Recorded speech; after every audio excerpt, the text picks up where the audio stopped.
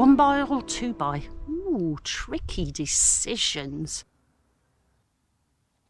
In a recent video, I showed you a Sedona that had a 1x setup and a Camino that had a 2. Well, after that, plus putting something on the Facebook group, Gravel Bikes UK, discussing the pros and cons of 2x and 1x, I thought maybe it's time to do a video about the whole thing.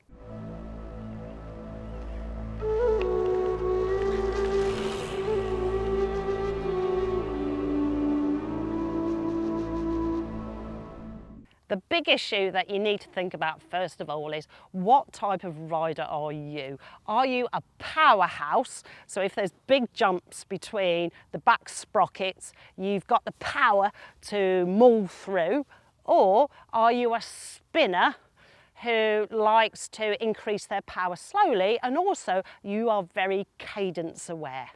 And the other issue to think about is the terrain flat? Does it have hills? Does it have steep downhills? Are you going to ride on the road sometime as well? Is that flat or does that go up and down? Lots of things to consider.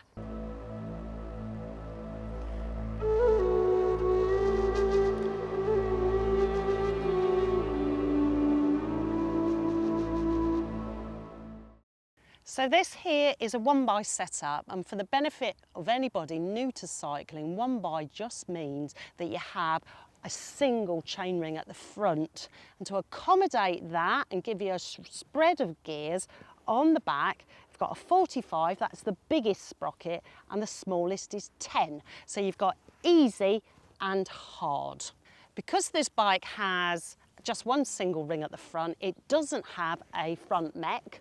So that cuts down the weight, it actually cuts down the price as well and the whole setup. When I had a look at GRX1, which this is, compared to GRX2, which has 2 chain rings, this was 50 quid cheaper. So less cleaning, lighter, bit cheaper as well, and also less to go wrong.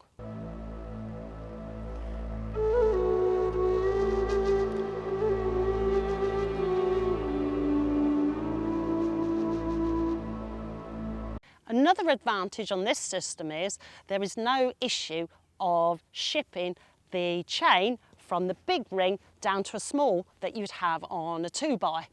When I was racing cross, changing gear becomes a real issue because the whole time you're absolutely hammering and you haven't got time to pause even for a couple of seconds from when your chain goes from one ring down to the next. So problem gone with this 1x setup.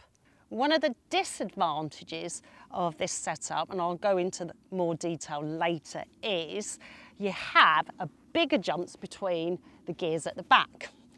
So if you're a powerful person and you go from one easy gear and then the jump is to really quite hard to pedal, you probably deal with it. If you're not that sort of person, sometimes that proves to be a bit challenging. I know in the recent Paris-Roubaix, which is a professional race for anyone who doesn't know, it's largely flat, but on huge cobbles, which are incredibly hard. Most of the pros had a 1x. Apparently there were 56 front rings and other people had up to 61, which is absolutely phenomenal. But the reason they would have gone down that road is because they don't want any chain slap whatsoever, because the terrain will be bumping up and down the whole time, and also they'll just be putting on masses of power to get through those cobbles.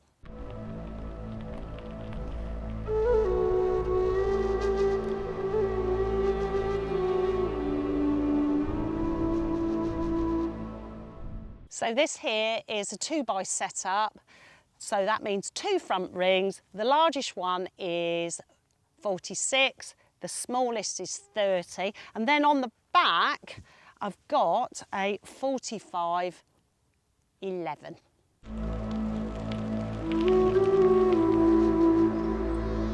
So the advantages of this setup, well, obviously you've got a bigger range of gears, and the steps between each gear is much smaller, which is a huge advantage. Obviously you have a front mech, so, well, I suppose that could go wrong.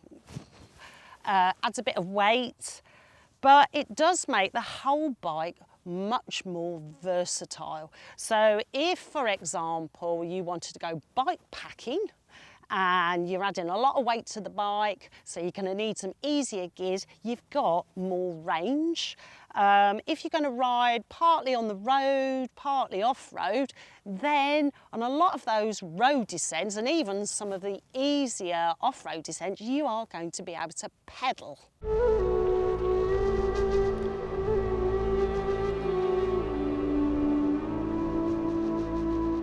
The other year I actually did a World Cup gravel race and I'd swapped my bike over to 2x. Now this was a race in Belgium, a really tricky old course, but you know, we actually had some descents on the road and I was really glad that I had a 2x in the front, so I had really big gears because I could pedal downhill. And I certainly wouldn't want to go into a race which maybe you don't always know what the course is like and not have given myself that opportunity. So how do you decide which setup to go for? Well, I think maybe you have to think what's important to you and what sort of rider you are and what sort of terrain you are going to be riding and whether you're going to be racing on it or bike packing. So if I think about the 1x, I quite like the fact that mechanically it's simple, less to go wrong. It's also going to work out a little bit lighter as well. But I'm not a particularly powerful rider, so those big jumps between the gears once I get into really steep terrain for me sometimes might be really difficult, particularly if I've got the bike loaded.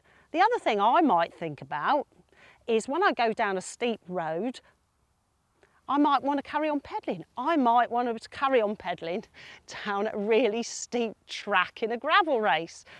So, 2x. Well, I've added a bit of weight to the bike. It does get clogged up sometimes, the front mech, in really difficult conditions, but I have got a full range of gears. If I think about it, if I'm bike packing, don't quite know what the terrain's all totally like when I go out, or I do a race and I'm not quite sure if there might be some really steep descents in it and I'll definitely want to be able to have the opportunity to pedal, I might say, oh, actually, I'll go for the 2x because I don't want to be short of gears. So I think you have to accept that it is a bit horses for courses. And sometimes you make a decision and it will not be the perfect one for all situations.